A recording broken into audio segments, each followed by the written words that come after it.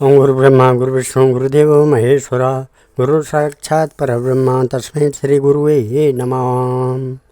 ओम आदौ देवकी देवगर्भजननं गोपीगिरिवर्धनं मायापूतनजीवतापहरणं गोवर्धनोद्धारणं कंसच्छेदनकौरवादिहननं कुन्तीसुतापालनम् एतत् श्रीमद्भागवतं पुराणकथितं श्रीकृष्णलीलामृतम् निगमकल्पतरोर्गलितं फलं शुकमुखाद्रव अमृतसंयुतं पिबत भागवतं रसमालया मुहरहो रसिका भूय भावका। भगवान श्री कृष्णचंद्र नारायण जी के चरण कमलों में नतमस्तक होकर के गुरु श्री वेद व्यास जी, गुरु श्री माधवाश्रम जी, गुरु श्री शंकराचार्य जी, गुरु श्री नारद जी, गुरु श्री सुखदेव जी, गुरु श्री सूत जी के चरण कमलों में नतमस्तक होकर के मैं ये श्रीमद् भागवत महापुराण के 10वें स्कंद का 54वां अध्याय शुरू करने जा रहा हूँ, जिसमें शिशुपाल के साथी राजाओं की ओर रुक्मिणी की हार तथा श्री कृष्ण रुक्मिणी विवाह के बारे में कहा गया है।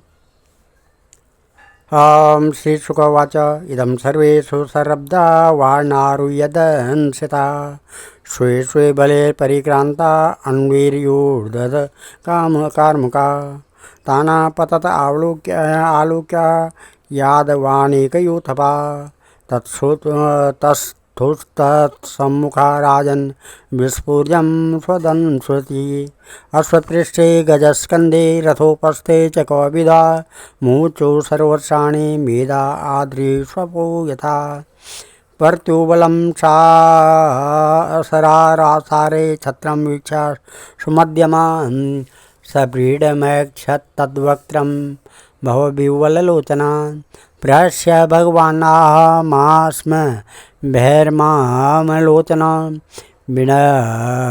विनश्यन्त्यं धुनिर्वेत तावके सात्रवं बलं तेखं तद्विक्रमं वीरा गजसङ्कर्षणादया अमृष्यमाणं नाराचेर्जग्रया गजान् रथान् पेतो शिराशिरथीनाम् आश्विनां गजनां भुवि सकुण्डलकिरीटानि शोष्णीषठाणि च कोटिशा हस्ताशासि गद्विश्वासा करवा उर्वोजङ्गया आश्वासा तरनागोष्ट्र खरमर्त्याश्रियांसि च हन्यमानबलिनाका वृष्णवीर्जर्यकाङ्क्षवी राजानो विमुखा जगमुर् जरासन्धपुरोत्सरा शिशुपालं समाभीत्य हृतदारमिवातुरं नष्टतुषं कुतोषाहं शुष्याद्वदन अब्रुवन् भो भो पुरुषशार्दूला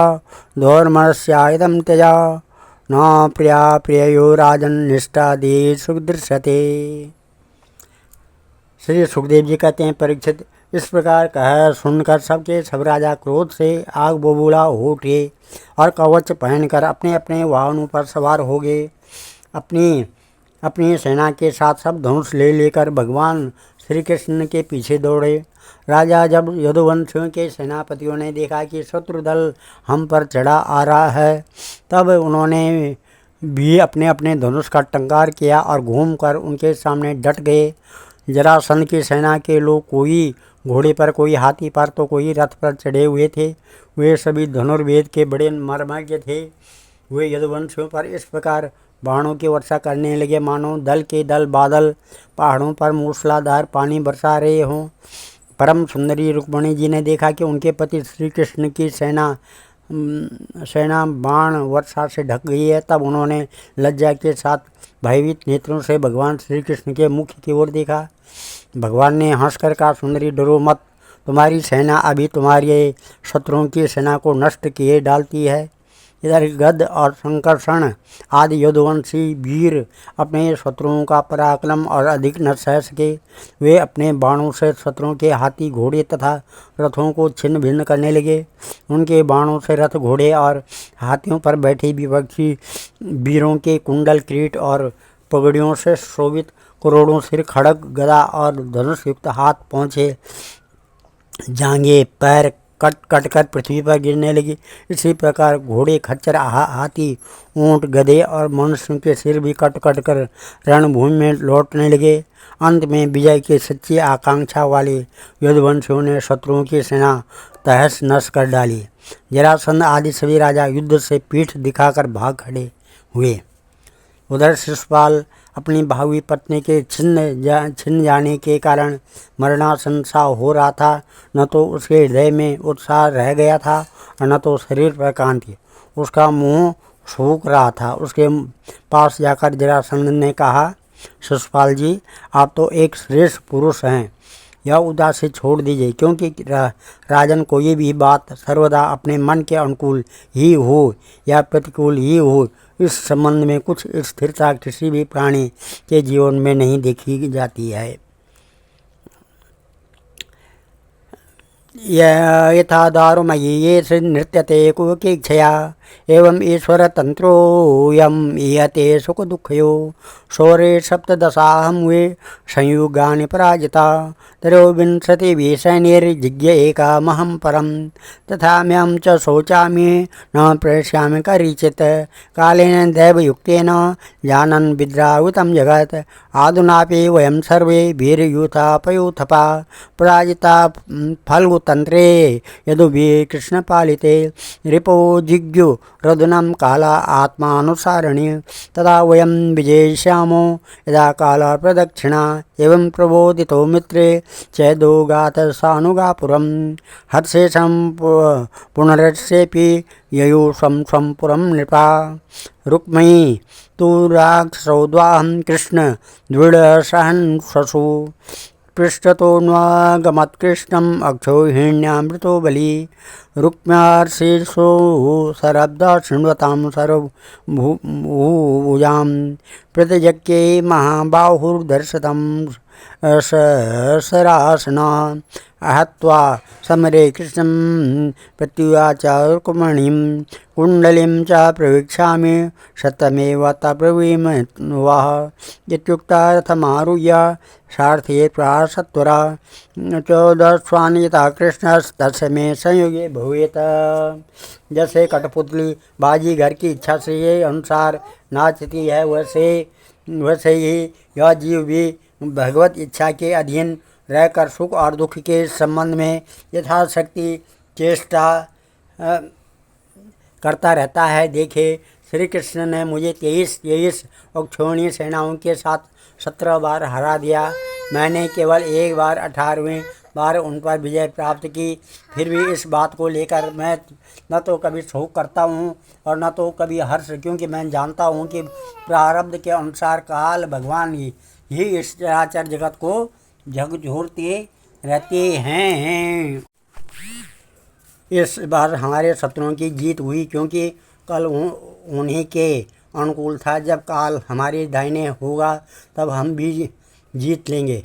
परीक्षित सब मित्रों ने इस प्रकार समझाया। तब चेदिराज शिशुपाल अपने अनुयायियों के साथ अपनी राजधानी को लौट गया और उसके मित्र राजा भी जो मरने से बचे थे अपने अपने नगरों को चले गए। रुक्मिणी जी का बड़ा भाई रुक्मी भगवान श्री कृष्ण से बहुत द्वेष रखता था। उसको यह बात बिल्कुल सहन न हुई कि मेरी बहन को श्री कृष्ण हर ले जाएं और राक्षस रीति से बलपूर्वक उसके साथ विवाह करें। रुक्मी बलि तो था ही, उसने एक अक्षौहिणी सेना साथ ले ली और श्री कृष्ण का पीछा किया। महाबाहु रुक्मी क्रोध के मारे जल रहा था। उसने कवच पहनकर और धनुष धारण करके समस्त नरपतियों के सामने यह प्रतिज्ञा की कि मैं आप लोगों के बीच में यह शपथ करता हूँ कि यदि मैं युद्ध में श्री कृष्ण को न मार सका और अपनी बहन रुक्मिणी को न लौटा सका तो अपनी राजधानी कुंडलिनपुर मैं प्रवेश नहीं करूँगा। परीक्षित यह कहकर वह रथ पर सवार हो गया और सारथी से बोला, जहाँ कृष्ण हो वहाँ शीघ्र से शीघ्र मेरा रथ ले चलो, आज मेरा उसी के साथ युद्ध होगा।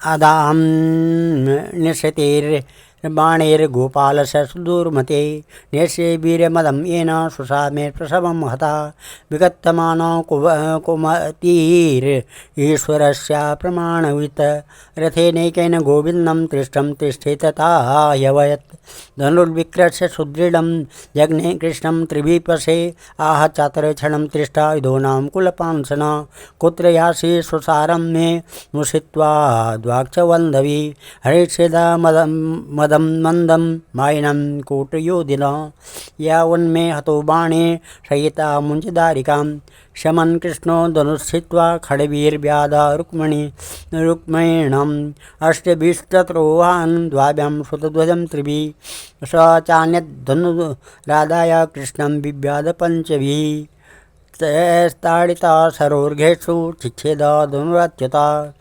पुनरन्योदुत्पादात् तदप्यछिन्नदभ्यय परिगं पट्टशंशूलं चर्मासि शक्तितोमरो यद यदायुधमादात् तत् सर्वं सो छिन्नदरी ततो रथादवत्प्लुत्य खङ्गपाणिर्जिगंसया कृष्णम् अभद्रवत् क्रुद्धपतङ्गम् एव पावकां तस्य चाप तथा खड्गं तिलश्चर्मा चेषुभिः छित्त्वा सीमादरे तिग्मं रुक्मिणीनं हन्तोद्यता दृष्ट्वा भ्रात्रे वधोद्योगं रुक्मिणी भयविह्वला पतित्वा पादयोर्भर्तुरुवाच करुणं सती योगेश्वरा प्रमेयात्मन् देवदेव जगत्पते हन्तुं नारद कल्याणं भ्रातरं मे महाभुजा। इस प्रकार से आज मैं अपने तीखे बाणों से उस खोटी बुद्धि वाले के बल बीरे का घमंड चूर चूर कर दूंगा। देखो तो उसका साहस, वह हमारी बहन को बलपूर्वक हर ले गया है। परीक्षित रुक्मिणी की बात बुद्धि बिगड़ गई थी, वह भगवान के तेज प्रभाव को बिल्कुल नहीं जानता था। इसी से इस प्रकार बहकर बातें करता हुआ वह एक ही रथ से श्री कृष्ण के पास पहुंचकर ललकारने लगा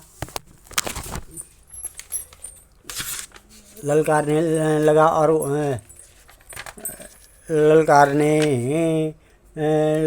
खड़ा रहे। उसने अपनी धनुष को बलपूर्वक खींचकर भगवान श्री कृष्ण को 3 बाण मारे और कहा, एक क्षण मेरे सामने ठहर। यदुवंशियों के कुल कलंक जैसे कौवा होम की सामग्री चुरा कर उड़ जाए, वैसे ही तू मेरी बहन को चुरा कर कहाँ भागा जा रहा है। अरे मंद, तू बड़ा मायावी और कपट युद्ध में कुशल है। आज मैं तेरा सारा गर्व खर्व किए डालता हूँ।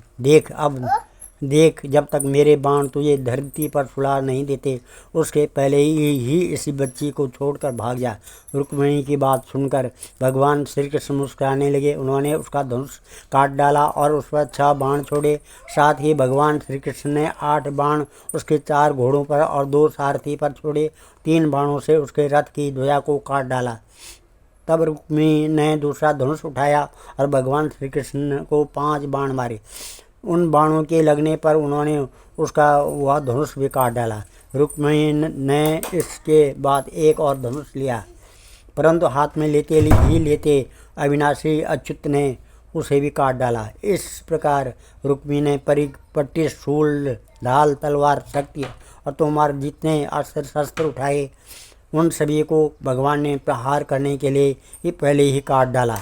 अब रुक्मिणी क्रोधवश हाथ में तलवार लेकर भगवान श्री कृष्ण को मार डालने की इच्छा से रथ से कूद पड़ा और इस प्रकार उनकी ओर झपटा, जैसे पतंगा आग की ओर लपकता है। जब भगवान ने देखा कि रुक्मिणी मुझ पर चोट करना चाहता है, तब उन्होंने अपने बाणों से उसकी ढाल तलवार को तिल तिल करके काट दिया और उसको मार डालने के लिए हाथ में तीखी तलवार निकाल ली। जब रुक्मिणी जी ने देखा कि ये तो हमारे भाई का अब मार ही डालना चाहते हैं, तब वे भय से विवल हो गई और अपने प्रियतम पति भगवान श्री कृष्ण के चरणों पर गिरकर करुण स्वर में बोली, देवताओं के भी आराध्य देव जगतपते, आप योगेश्वर हैं। आपके स्वरूप और इच्छाओं को कोई नहीं जान सकता है। आप परम बलवान हैं, परंतु कल्याण स्वरूप भी तो हैं। प्रभु, मैं भैया को मारना आपके योग्य काम नहीं है। श्री सुखदेव जी कहते हैं, तया परित्रास विकम्पितांगया शुचा वशोष्यान्मुखरुद्धकण्ठया कातर्यभिस्त्रासित हेममाल्या ग्रेत्तपादो करुणो निवर्तत चैलेन बद्ध्वा तं साधुकारणं समश्रुकेशं प्रवपन् व्यपरूपयत् तावन्मर्दु परसैन्य अद्भुतं यदु प्रवीरा नलनी यथा गजा कृष्णान्तिकाम् उपव्रज्य ददृशु तत्र रुक्मिणीं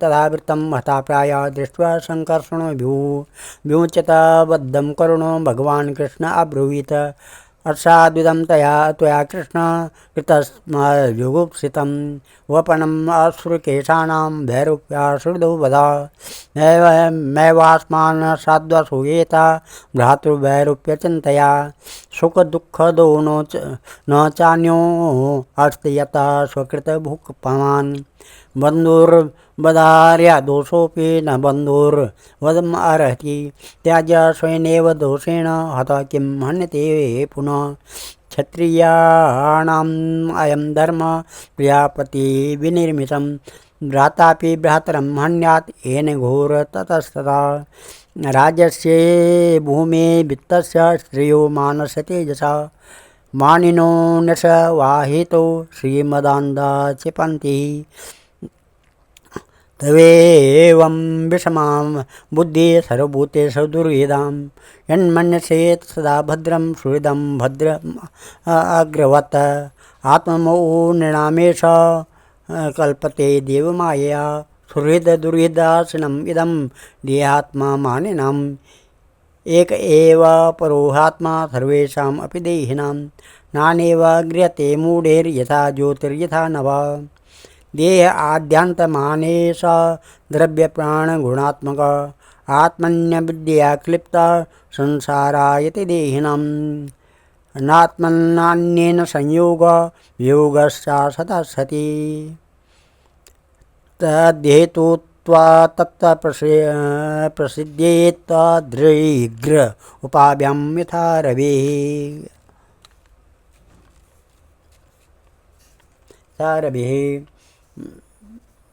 श्री सुखदेव जी कहते हैं, रुक्मिणी जी का ये एक एक अंग भय के मारे थर थर कांप रहा था। शोक की प्रबलता से मुंह सूख गया था, गला रुंध गया था, आतुरता व सोने का हार गले से गिर पड़ा था और इस अवस्था में वह भगवान के चरण कमल पकड़े हुए थी। परम दयालु भगवान उन्हें भयभीत देकर करुणा से द्रवित हो गए। उन्होंने रुक्मिणी को मार डालने का विचार छोड़ दिया। फिर भी रुक्मिणी उनके अनिष्ट की चेष्टा से विमुख न हुआ। तब भगवान श्री कृष्ण ने उसको उसी के दुपट्टे से बांध दिया और उसकी दाढ़ी मूछ तथा केश कई जगह से मूंड कर उसके कुरूप बना दिया। तब तक यदुवंशी वीरों ने युद्ध शत्रु की अद्भुत सेना को तहस नहस कर दे डाला। ठीक वैसे ही जैसे हाथी कमल वन को रौंद डालता है। फिर वे लोग उधर से लौट कर श्री कृष्ण के पास आए तो देखा कि रुक्मिणी दुपट्टे से बना हुआ अधमरी अवस्था में पड़ा हुआ है। उसे देखकर सर्वशक्तिमान भगवान बलराम जी को बड़ी दया आई और उन्होंने उसके बंधन खोलकर उसे छोड़ दिया तथा श्री कृष्ण से कहा, कृष्ण, तुमने यह अच्छा नहीं किया। यह निंदित कार्य हम लोगों के योग्य नहीं है। अपने संबंधी की दाढ़ी मूछ मूंड कर उसे कुरूप कर देना यह तो एक प्रकार का वध ही है। इसके बाद बलराम जी ने रुक्मिणी को संबोधन करके कहा, साध्वी, तुम्हारे भाई का रूप विकृत कर दिया गया है। यह सोचकर हम लोगों से बुरा न मानना, क्योंकि जीव को सुख दुख देने वाला कोई दूसरा नहीं है। उसे तो अपने ही कर्म का फल भोगना पड़ता है। अब श्री कृष्ण बोले, कृष्ण, यदि अपना अब श्री कृष्ण से बोले, कृष्ण यदि अपना सगा संबंधी वध करने योग्य अपराध करे तो भी अपने ही संबंधियों के द्वारा उसका मारा जाना उचित नहीं है, उसे छोड़ देना चाहिए। वह तो अपने अपराध से ही मर चुका है, मरे हुए को फिर क्या मारना। फिर रुक्मिणी जी से बोले, साध्वी ब्रह्मा जी ने क्षत्रियों का धर्म ही ऐसा बना दिया है कि सगा भाई भी अपने भाई को मार डालता है, इसलिए वह क्षत्रिय धर्म अत्यंत घोर है। इसके बाद श्री कृष्ण ने से बोले कि भाई कृष्ण, यह ठीक है कि जो लोग धन के नशे में अंधे हो रहे हैं और अभिमानी हैं, वे राज्य, पृथ्वी, पैसा, स्त्री, मान, तेज अथवा किसी और कारण से अपने बंधुओं का भी तिरस्कार कर दिया करते हैं। अब वे रुक्मिणी जी से बोले, साध्वी तुम्हारे भाई बंधु समस्त प्राणियों के प्रति दुर्भाव रखते हैं। हमने उनके मंगल के लिए ही उनके प्रति दंड विधान किया है। उसे तुम अज्ञानियों की भांति अमंगल मान रही हो, यह तुम्हारी बुद्धि की विषमता है। देवी, जो लोग भगवान की माया से मोहित होकर देह को ही आत्मा मान बैठते हैं, उन्हीं को ऐसा आत्ममोह होता है कि वह यह मित्र है, यह शत्रु है और यह उदासीन है। समस्त देहधारियों की आत्मा एक ही है और कार्य कारण से माया से उसका कोई संबंध नहीं है। जल और घड़ा आदि उपाधियों के भेद से जैसे सूर्य, चंद्रमा आदि प्रकाश युक्त पदार्थ और आकाश भिन्न भिन्न मालूम पड़ते हैं, परंतु हैं एक ही हैं, वैसे ये मूर्ख लोग शरीर के भेद से आत्मा का भेद मानते हैं। यह शरीर आदि और अंत वाला है। पंचभूत, पंच प्राण, तन्मात्रा और त्रिगुण ही इसका स्वरूप है। आत्मा में उसके अज्ञान से ही इसकी कल्पना हुई है और वह कल्पित शरीर ही जो उसे मैं समझता हूँ उसको जन्म मृत्यु के चक्कर में ले जाता है। साध्वी, नेत्र और दोनों रूप दोनों ही सूर्य के द्वारा प्रकाशित होते हैं। सूर्य ही उनका कारण है, इसलिए सूर्य के साथ नेत्र और रूप का न तो कभी वियोग होता है और न संयोग। इसी प्रकार समस्त संसार की सत्ता आत्मसत्ता के कारण जान पड़ती है। समस्त संसार का प्रकाशक आत्मा ही है। फिर आत्मा के साथ दूसरे असत पदार्थों का संयोग या वियोग हो ही कैसे सकता है। जन्माद्यसु देयस्य विक्रियानात्मना क्वचित् कालानामेव नैवन्दो मृत्यस्य कुहुरिव यथा शयान आत्मानां विषयादाः फलमेव च अणुमुक्तेऽप्यसत्यार्थे तथाप्योऽत्यबुधो भवन् तस्मादज्ञानजं शोकम् आत्मशोषविमोहनं तत्त्वज्ञानेन निरीत्य स्वस्था भव शुचि स्मते। जन्म लेना, रहना, बढ़ना, बदलना, घटना और मरना, ये सारे विकार शरीर के ही होते हैं, आत्मा के नहीं। जैसे कृष्ण पक्ष में कलाओं का ही क्षय होता है, चंद्रमा का नहीं है, परंतु अमावस्या के दिन व्यवहार में लोग चंद्रमा का ही क्षय हुआ कहते सुनते हैं। वैसे ही जन्म मृत्यु आदि सारे विकार शरीर के ही होते हैं, परंतु लोग उसे भ्रमवश अपने आत्मा का मान लेते हैं। जैसे ये सोया हुआ पुरुष किसी पदार्थ के न होने पर वे स्वप्न में भोक्ता भोग्य और भोग रूप फलों का अनुभव करता है, उसी प्रकार अज्ञानी लोग झूठ मूठ संसार के चक्र का अनुभव करते हैं। इसलिए साध्वी, अज्ञान के कारण होने वाले इस शोक को त्याग दो। यह शोक अंतःकरण को मुरझा देता है, मोहित कर देता है, इसलिए इसे छोड़कर तुम अपने स्वरूप में स्थित हो जाओ। श्री शुकवाच।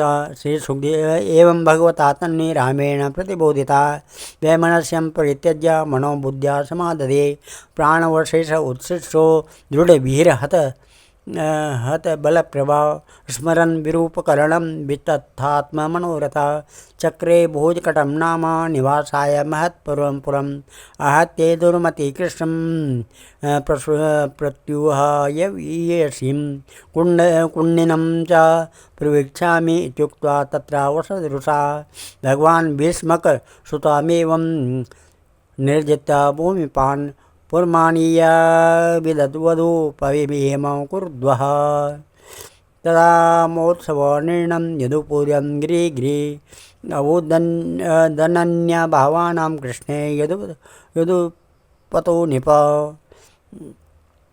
नरा नार्यस्य मुदिता प्रमिष्ट मणिकुण्डला पारिबारहम् उपाजयुर्वरोद्या चित्रवाससोः।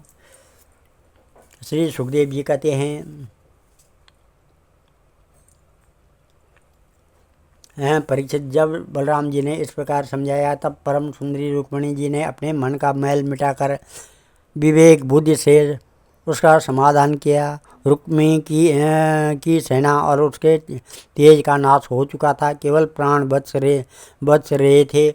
उसके चित्त की सारी आशा अभिलाषाएं व्यर्थ हो चुकी थी और शत्रुओं ने अपमानित करके उसे छोड़ दिया था। उसे अपने विरूप किए जाने की कष्टदायक स्मृति भूल नहीं पाती थी। अतः उसने अपने रहने के लिए भोजकट नाम की एक बहुत बड़ी नगरी बसाई। उसने पहले ही उस प्रतिज्ञा कर ली थी कि दुर्बुद्धि कृष्ण को मारे बिना और अपनी छोटी बहन को लौटाए बिना मैं कुंडिनपुर में प्रवेश नहीं करूँगा। इसलिए क्रोध करके वह वहीं रहने लगा। परीक्षित, भगवान श्री कृष्ण ने इस प्रकार सब राजाओं को जीत लिया और विदर्भ राजकुमारी रुक्मिणी जी को द्वारका में लाकर उनका विधिपूर्वक पाणी ग्रहण किया। है राजन, उस समय द्वारकापुरी में घर घर बड़ा ही उत्सव मनाया जाने लगा। क्यों न हो, वहाँ के सभी लोगों का यदुपति श्री कृष्ण के प्रति अनन्य प्रेम जो था। वहाँ के सभी नर नारी मणियों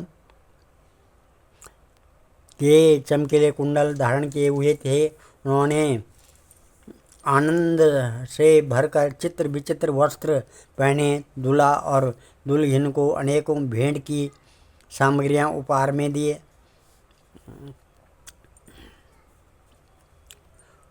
वसां सा विष्णुपूर्यतवेतेन्द्र केतुभिः विचित्रमाल्याम्बररत्नतोरणे बभो प्रतिर्द्वार्युपलप्त मंगले हिरवरापूर्य कुम्भागुरधूपदीपके।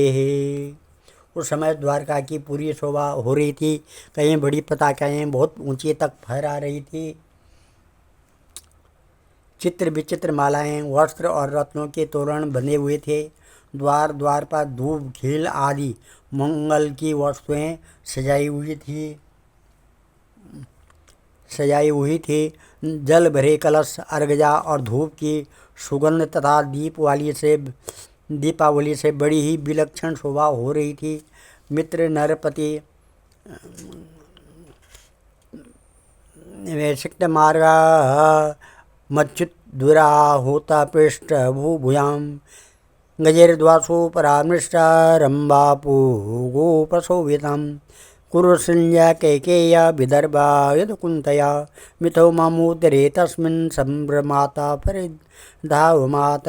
रुक्मिण्या हरणं श्रुत्वा गीयमानं ततस्तथा राजानो राजकन्यासा बभूवुर्विस्मिता। द्वारकायां बोधराजन् महामोदः पुरोकसां रुक्मिण्या रमयोपेतं दृष्ट्वा कृष्णं श्रियं पतिम्।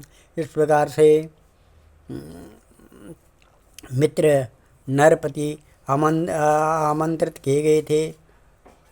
उनके मत वाले हाथियों के मद से उस समय द्वारका की वही अपूर्व शोभा हो रही थी। कहीं बड़ी पताकाएं बहुत ऊंचे तक फहरा रही थी। चित्र विचित्र मालाएं, वस्त्र और रत्नों के तोरण बने हुए थे। द्वार द्वार पर दूब, खील और मंगल की वस्तुएं सजाई हुई थी। जल भरे कलश, अर्गजा और धूप की सुगंध तथा दीप वाली से बड़ी ही विलक्षण शोभा हो रही थी। मित्र नरपति आमंत्रित किए गए थे। उनके मत वाले हाथियों के मत से द्वारका की सड़क और गलियों का छिड़काव हो गया था। प्रत्येक दरवाजे पर केलों के खंभे और सुपारी के पेड़ रोपे हुए बहुत ही भले मालूम होते थे। उस समय कौतूहलवश इधर उधर दौड़ धूप करते हुए बंधु वर्गों में कुरु, सृजय, कैकेयी, विदर्भ, यदु और कुंती आदि वंशों के लोग परस्पर आनंद मना रहे थे।